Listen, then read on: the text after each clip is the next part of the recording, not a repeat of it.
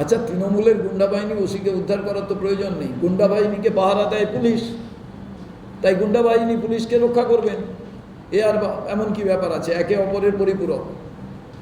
কালকের ওইখানে একটু বিষয়টা শুনে নিন আপনারা, আপনাদের বিষয়টা আপনাদের এটা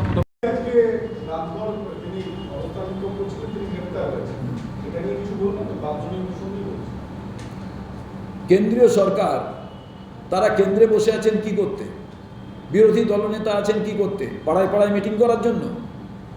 বিধানসভার ভেতরে কেন তোলেননি? আজকাল তো হাতে মোবাইল থাকলে কোথায় কি ছবি তুলে তার ডকুমেন্ট তৈরি করা যায়। সেই দলিলটা তৈরি করে তো বিধানসভা চলাকালীন তো বলবেন। বিধানসভা কি খালি স্লোগান দেওয়ার জায়গা নাকি? না নোট অফ ডিসেন্ট সেখানে রাখার জায়গা? এই যে বাইনারি পলিটিক্সে দুজন দুজনকে, আমি তোমার কত বড় বিরোধী, তুমি আমার কত বড় বিরোধী, এই যে বিষয়টা ঘটছে, এটা কেন ঘটবে?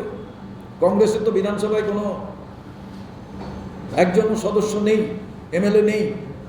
আমাদের তো একজনও মেম্বার অফ পার্লামেন্ট নেই যে সেই মেম্বার অফ পার্লামেন্টের কাছে গিয়ে বলবো তোমার এমপি ল্যাডের টাকার মাধ্যমে তোমার বিধানসভায় যে বিধায়ক আছেন তার যে অনুদান, তার মাধ্যমে ওই জায়গাটাকে ঠিক করো। কলকাতায় যদি এই ঘটনা ঘটে থাকে, গ্রামগঞ্জের অবস্থা আপনারা স্বাভাবিকভাবে ভাবুন। কোনো উত্তর আছে বাংলার মুখ্যমন্ত্রীর, বাংলার মেয়রের, ওই পরিবারের কাছে?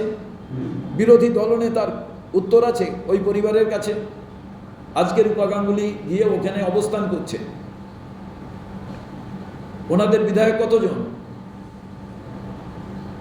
তারা ডেভেলপমেন্টের ফান্ডের জন্য যে টাকা পান, ওনারা কি ঘুরে ঘুরে দেখেছেন যে বিরোধী দলের তকমা বাংলার মানুষ ওনাদের দিয়েছে? কি করা দরকার, কি করা দরকার নয়? খালি সরকার চেঞ্জ করব এই চিল্লালেই হবে? তার জন্য তো কিছু কনস্ট্রাকটিভ কাজ আছে। বিরোধিতার ও একটা মাত্রা থাকে, সেটা কনস্ট্রাকটিভ কি বিরোধী তার কথা আমরা বলছি সেটা দেখা। রাতভর থানায় থাকলাম, সমস্যার সমাধান হয়ে যাবে? সব এমএলএ মিলে কেন আপনারা দেখছেন না, ভাবছেন না? অতএব বিজেপি যা করছে, আর তৃণমূল তো তার সরকার চলছে কি নাই আমি বুঝে পাচ্ছি না। আমরা আজকের, আশুতোষ বলবে কিন্তু আমি আপনাদের কাছে বলি, 5 লাখ টাকা থেকে 10 লাখ টাকা মিনিমাম ওই যে বাচ্চাটি মারা গিয়েছে তার জন্য তার পরিবারকে দেয়া হোক, এটা কংগ্রেস দাবি রাখে। তার কারণ ওই বাচ্চাটি চলে যাওয়া মানে ওই পরিবারের অন্ধকার নেমে আসে। সরকার ইমিডিয়েটলি ঘোষণা করুক, পুরো মাত্রায় দায় সরকারের। আর কোনো প্রশ্ন না করে প্রথম 10 লক্ষ টাকা ক্ষতিপূরণ হিসাবে দিক পরিবারকে।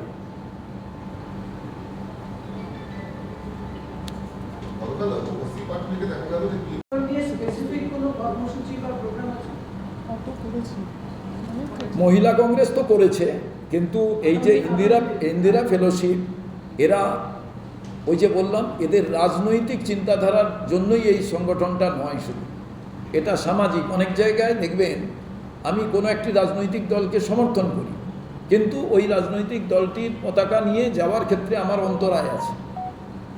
নীরবে কোনো জায়গায় একেবারে উদ্দেশ্যবিহীন বলবো না, কিন্তু এই ব্যাপারটা বড় ব্যাপার, যেটা হচ্ছে তাদের যে সমস্যা আছে, তারা যে প্রবলেমে আছে তাকে লাঘব করা।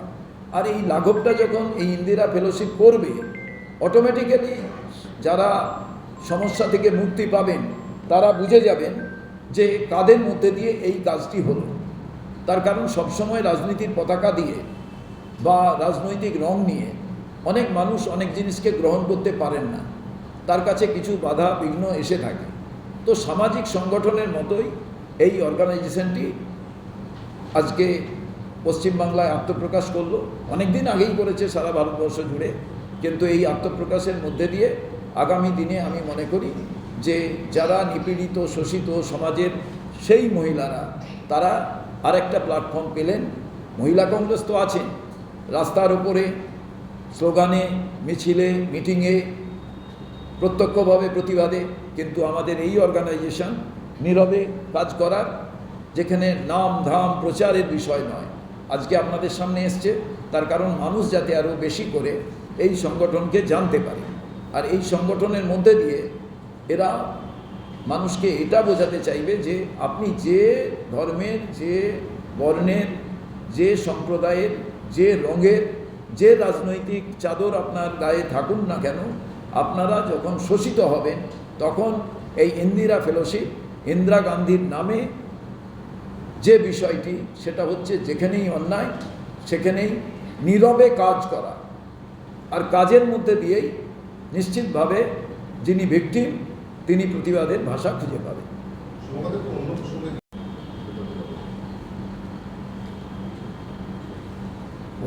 ওনাদের আপনারা জিজ্ঞেস করতে পারলে ওনাদের দুজনকে শক্তি নিয়ে জিজ্ঞেস করতে পারেন।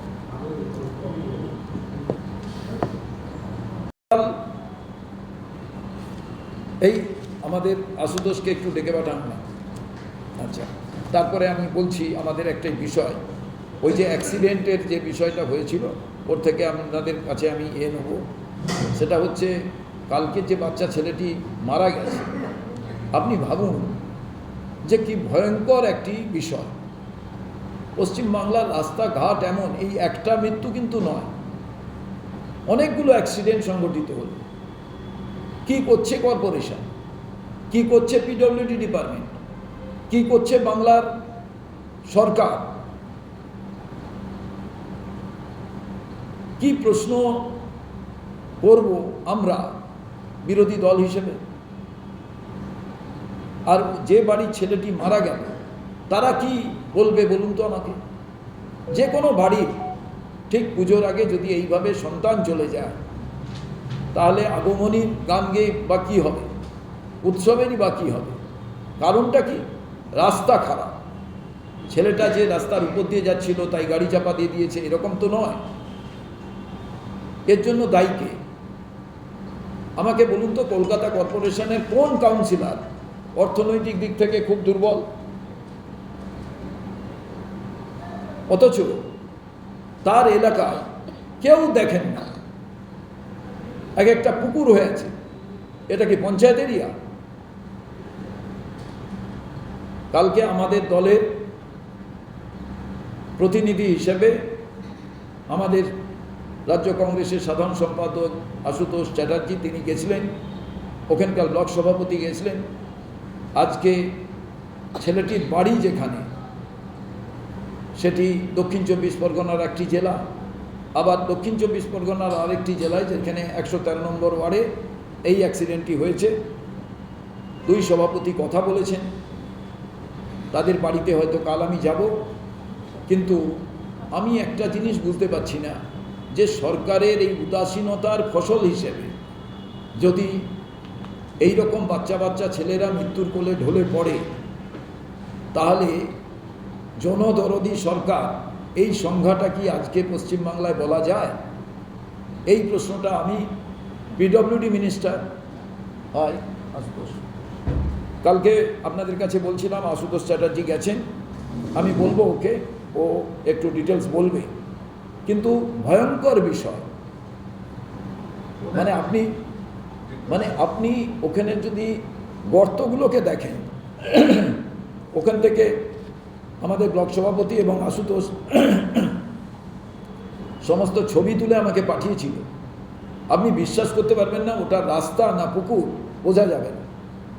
তাহলে যিনি গাড়ি চালাবেন কিংবা কিছু করবেন, তাকে তো সাবধানতা অবলম্বন করতে হবে।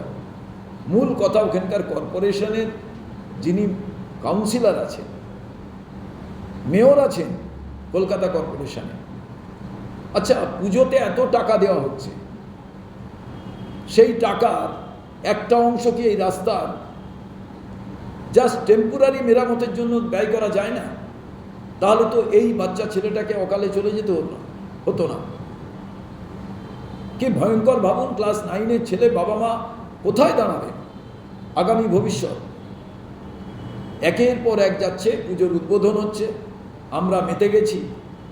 নিশ্চয়ই অর্থনৈতিক দিক থেকে 70,000 কোটি টাকার উপরে অর্থনৈতিক আজকে এখানে লেনদেন হবে, বাংলার এটা ভালো দিক। কিন্তু এইরকম ভয়ঙ্কর ব্যবস্থা, বাড়ি ছেলে যদি চলে যায়, কাল কার বাড়ি ছেলে চলে যাবে কেউ জানে না। তাহলে কর্পোরেশনকে থাকার কি দরকার?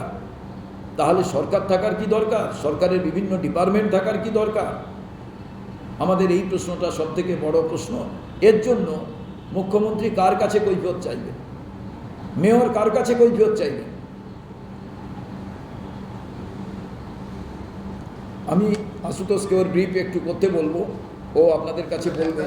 হ্যাঁ, তার আগে বিষয় নয়, রাজনীতির বাইরে গিয়ে এরা কাজ করবেন।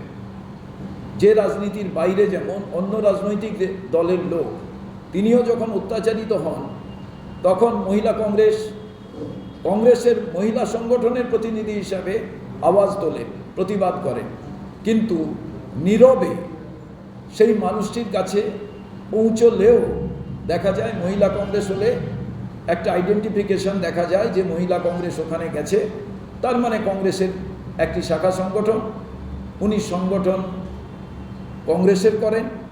ওই মহিলাটি অত্যাচারিত, তিনি কংগ্রেসের লোক নন, তিনি কংগ্রেসের বাইরে বা সাধারণ। কিন্তু এই ইন্দিরা ফেলোশিপ এর পরিচয়টা কিন্তু একেবারে ভিন্ন মাত্রায় যাবে।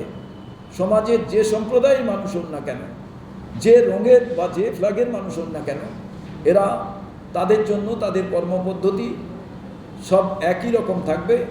যেমন কংগ্রেসের মহিলারা যদি কোথাও অত্যাচারিত হন, তাদের যেমন আরও সামাজিক অর্থনৈতিক বিকাশের জন্য তারা চেষ্টা করবেন, সঙ্গে সঙ্গে অন্য রাজনৈতিক দলের মহিলা কিংবা এমনি সাধারণ মহিলা যারা প্রত্যক্ষভাবে রাজনীতির সঙ্গে যুক্ত নন এমন কোনো মহিলা, তারাও যখন অত্যাচারিত হবেন, অর্থনৈতিক দিক থেকে তাদের উপরে কোনো আঘাত আসবে কিংবা সামাজিক দিক থেকে কোনো আঘাত আসবে, তারা কিন্তু ওই জায়গায় গিয়ে তাদের কাজটা করবেন।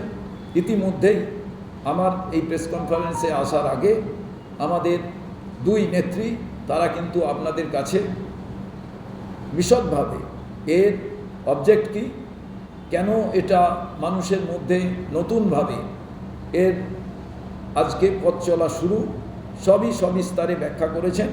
এবং আমি মনে করি আমাদের সাথে অর্থাৎ এই ইন্দিরা ফেলোশিপের সঙ্গে যুক্ত হতে গেলে আমাদের এই নম্বরটি মিস কল করলে, একটা জাস্ট কল করবেন, তাহলেই কিন্তু আপনারা নিজেরা যুক্ত হতে পারবেন। যে মহিলারা এটি চান, এই নাম্বারটি হলো 8886071234 এনারা সবিস্তারে আপনাদের কাছে বলেছেন।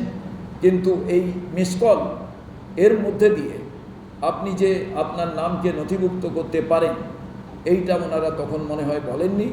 আমি এটা বললাম, আরেকবার আপনাদের সামনে বলছি, 8886071234 এই নাম্বারটির মধ্যে দিয়ে আপনারা এই বার্তা দিন। আমরা আজকে যে সাংবাদিক বন্ধুরা এসছেন, যে ইলেকট্রনিক্স মিডিয়া, প্রিন্টিং মিডিয়া আছে, তাদের মধ্যে দিয়ে সারা বাংলা এক প্রান্ত থেকে অন্য প্রান্তের সেই সমস্ত মানুষদের কাছে এই বার্তাটি দিতে চাই।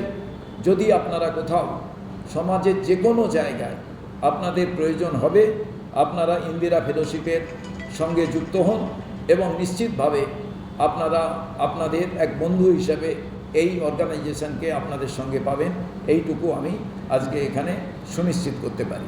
শুভঙ্করদা, কংগ্রেসের যে মহিলা সংগঠন বা ইন্দিরা ফেলোশিপ আপনার বলার জন্য আছে, ওই বলার সময় শুভঙ্করদা তুমি এইটা ওই যে নাম্বারটা দাও, এই নাম্বারটাকে একটু অ্যানাউন্স করতে বলেনি, অ্যানাউন্স করতে হবে যে বাংলা মা বোনেরা পুরো ডিটেইলসটা বলে আমাদের হয়ে গেছে।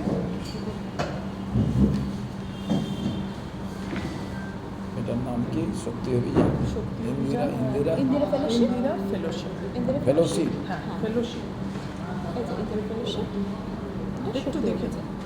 একটু দেখে নাও। নমস্কার। আপনারা তো এতক্ষণ আমাদের এই ইন্দিরা ফেলোশিপের বিষয়ে শুনলেন। আমাদের মহিলা কংগ্রেসের সভানেত্রী সুব্রতা দত্ত তিনি আপনাদের কাছে এক্সপ্লেন করেছেন, এবং আমাদের নম্রতা মুখার্জি যিনি এই রাজ্যের ইন্দিরা ফেলোশিপের কর্ণধার হিসেবে কাজ করার জন্য নিযুক্ত হয়েছেন।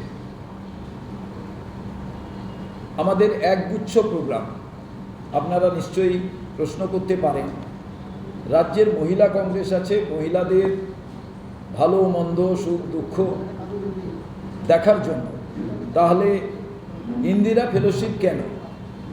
সমাজের যে গ্রাউন্ড টোডেন বিলো প্রভার্টি লাইন,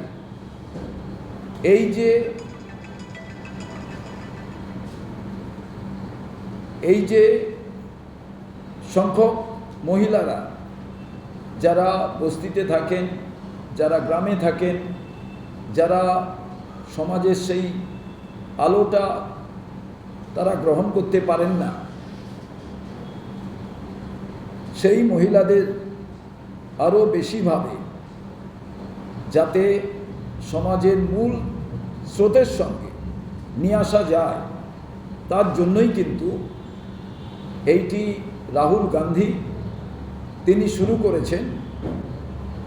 এই কারণেই, কারণ আমাদের নারী সমাজ যদি কোথাও পিছিয়ে থাকে তাহলে কিন্তু সমাজের অগ্রগতি হওয়াটা মুশকিল।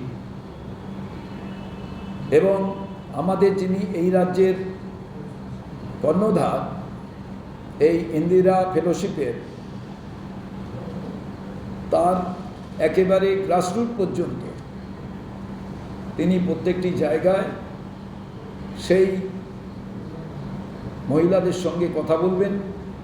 এই মহিলারা শুধু বাড়ির গৃহবধূ কিংবা বাড়িতে কাজ করেন তা নয়, যারা কলেজ, যারা স্কুল বিভিন্ন জায়গায় পড়েন, কিন্তু দেখা যায় যে তারা কোনো না কোনোভাবে অর্থনৈতিক দিক থেকে এমন একটা অবস্থায় আছেন যেখান থেকে তারা তাদের কথাটা সত্যিকারের বলতে পারছেন না।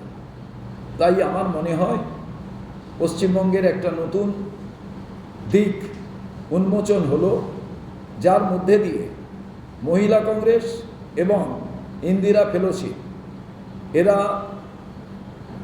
এই দুটি অর্গানাইজেশন একসঙ্গে কাজ করার মধ্যে দিয়ে পশ্চিমবাংলায় আগামী দিনের নারী শক্তির অগ্রগতির দিকটি তারা ত্বরান্বিত করবেন। এখানে আরও একটা জিনিস বলে রাখি, মহিলা কংগ্রেস যেমন নারী সুরক্ষার বিষয়ে তারা তাদের আওয়াজ প্রতিনিয়ত প্রত্যেকটি জায়গায় তারা এই বিষয়ে মানুষকে সচেতন করছেন এবং যেখানে প্রয়োজন সেখানে প্রতিবাদও করছেন। ঠিক তেমনিভাবে ইন্দিরা ফেলোশিপ নারীরা যখন অত্যাচারিত হচ্ছেন তারপরেও তাদের সেই অত্যাচারের পরে কয়েকদিন খুব প্রতিবাদ হয়, চেল্লামিল্লি হয়, অনেক সময় দোষী গ্রেপ্তার হয়, কোনো সময় দোষী গ্রেপ্তার হয় না, কিন্তু ধারাবাহিকভাবে দেখা যায় রাজনৈতিক একটি দলে আরেকটি ইস্যু চলে আসে, তার সঙ্গে তারা যুক্ত হয়ে যান।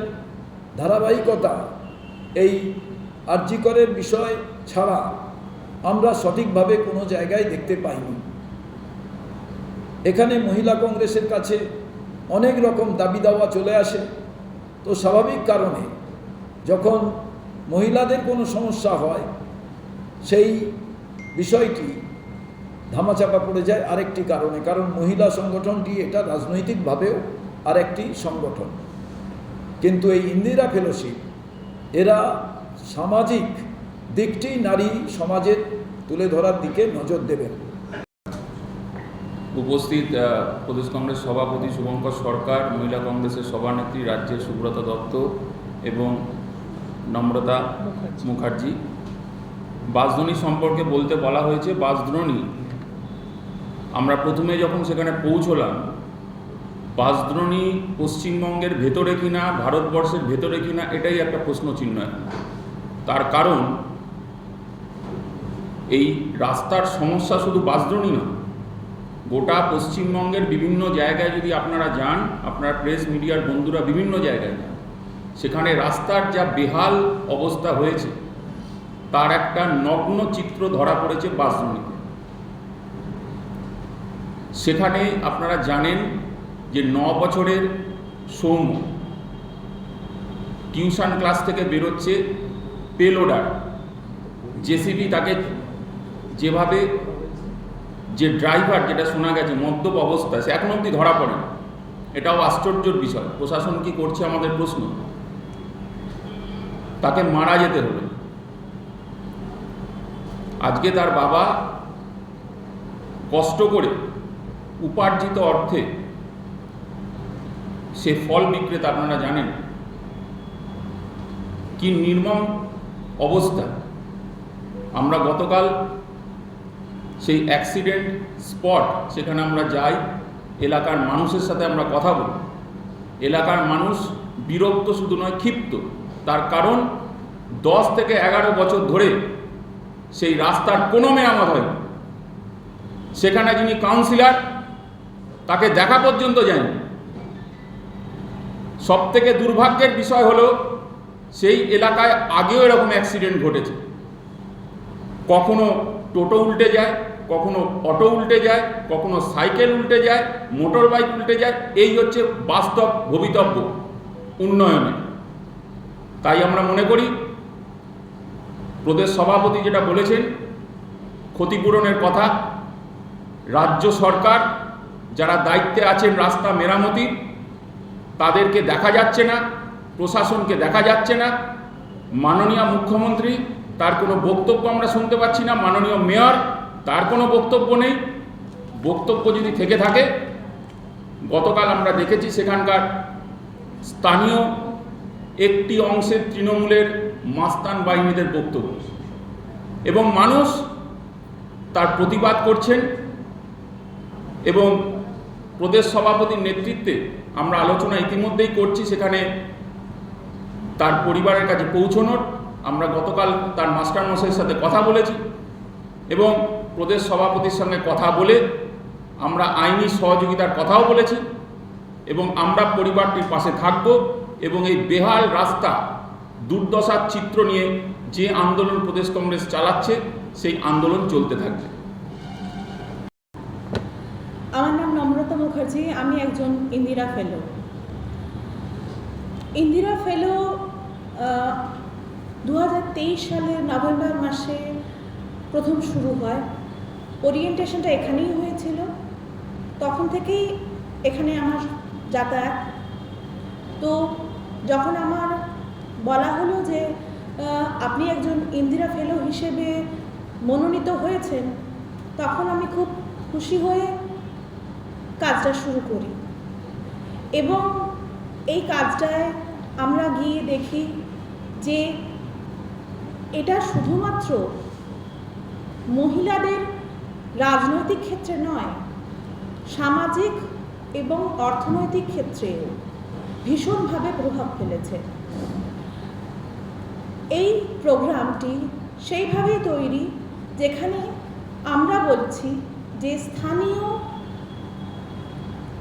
শাসন, রাজ্য শাসন, যেটা আমরা বিধানসভা বলি, এবং সংসদেও মহিলাদের 50% কোটা দেওয়া হোক।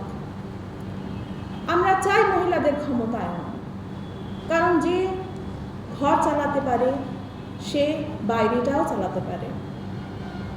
আমাদের এই শক্তি অভিযান 29শে সেপ্টেম্বর রাহুল গান্ধী নিজে টুইট করে বলেছেন যে একটি শক্তি অভিযান শুরু হয়েছে। এই শক্তি অভিযান হলো ইন্দিরা ফেলোশিপের আরেকটি পর্যায়, যেখানে আমরা মহিলাদের সঙ্গে মূলত বস্তি এবং ক্যাম্পাস, গ্রাম, এই অঞ্চলগুলোতে যেখানে পিছিয়ে পড়া মহিলারা রয়েছেন, সেখানে গিয়ে আমরা কাজ করছি। এই শক্তি অভিযানের মূল প্রেক্ষাপট হচ্ছে শক্তি ক্লাব। এই শক্তি ক্লাব এমনি ক্লাব নয়। আপনারা হয়তো ভাবেন ক্লাব মানে একটা জাস্ট একটা ক্লাব কালচার। এই ক্লাব মানে একজন ফেলো এবং তার নিচে 4 জন কো-ফাউন্ডার, যারা নিম্ন স্তরে কোনো জায়গা থেকে বিলং করবেন। সেখান থেকে আমরা মহিলাদের নিয়ে আসছি এবং বস্তিতে বস্তিতে গিয়ে আমরা কাজ করছি, বিশেষ করে শহরে।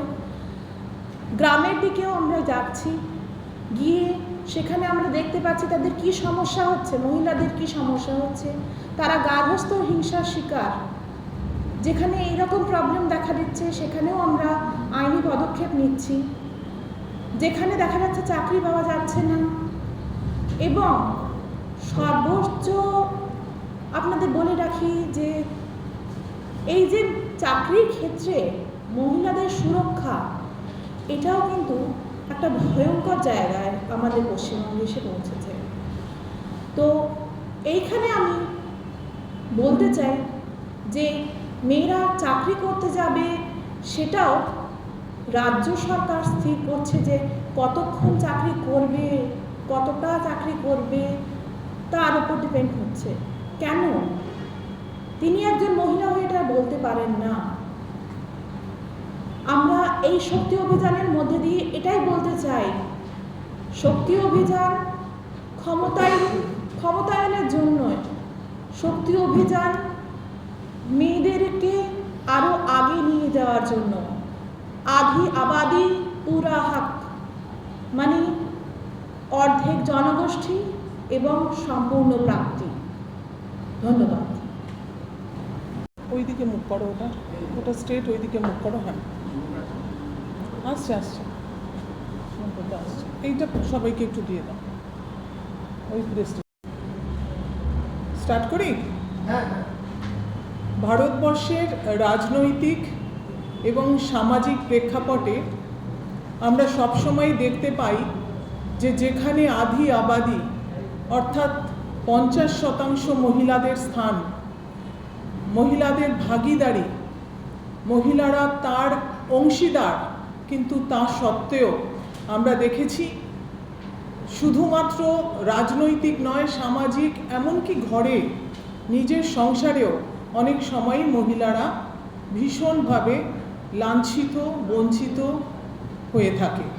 তার প্রতিবাদ জানাতে আমাদের সর্বভারতীয় জাতীয় Congress, all India Congress committee থেকে আমাদের প্রেসিডেন্ট খার্গেজি এবং রাহুল গান্ধীজি, তারা ঠিক করেছেন যে আমাদের একটা শক্তি অভিযান, যেটা অনেক আগে থেকেই চলছিল, যেখানে মহিলাদের হাতে মহিলাদের ক্ষমতা দেওয়া উচিত বলে তারা মনে করেছেন। তো সেই শক্তি অভিযান আমাদের বহুদিন ধরেই চলেছে এবং এখন গত বছর অর্থাৎ 2023-এর নভেম্বর মাসে রাহুলজি ইন্দিরা ফেলোশিপ বলে আরেকটা সংগঠন, যেটা প্যারালালি আমাদের শক্তি সংগঠনের সঙ্গে কাজ করবে, এই রকমভাবে আরেকটা সংগঠন করা হয়েছে, যার পুরো পশ্চিমবঙ্গে যে স্টেট প্রেসিডেন্ট বা স্টেট চেয়ারপারসন, যেভাবেই বলা যাক না কেন, এই পশ্চিমবঙ্গে তাকে ক্ষমতার জন্য পাঠানো হয়েছে এবং তাকে সংগঠনের জন্য পাঠানো হয়েছে। তার নাম নম্রতা মুখার্জি, আমার বাদিকে বসে আছে। নমস্কার। নম্রতা আমাদের পশ্চিমবঙ্গর ইন্দিরা ফেলোশিপের চেয়ারপারসন, এবং নম্রতা আপনাদের কাছে আজকে বিস্তারিত বলবেন যে রাহুল গান্ধীর ভাবনা চিন্তা কী, জাতীয় কংগ্রেসের ভাবনা চিন্তা কী, এবং কিসের ওপর বেস করে আমরা সারা পশ্চিমবঙ্গে, সারা ভারতবর্ষে তো বটেই, কিন্তু নম্রতা সারা পশ্চিমবঙ্গে এই সংগঠনকে আরও এগিয়ে নিয়ে যেতে পারে, তার বিস্তারিত বিবরণ আপনারা নম্রতা মুখার্জির কাছ থেকে শুনে নেবেন।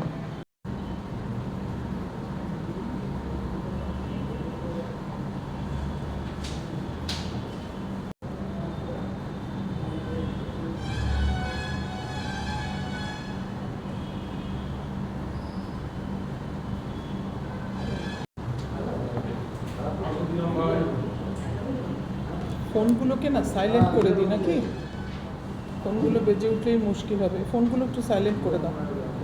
আমার ফোন স্যার করে দিয়েছে,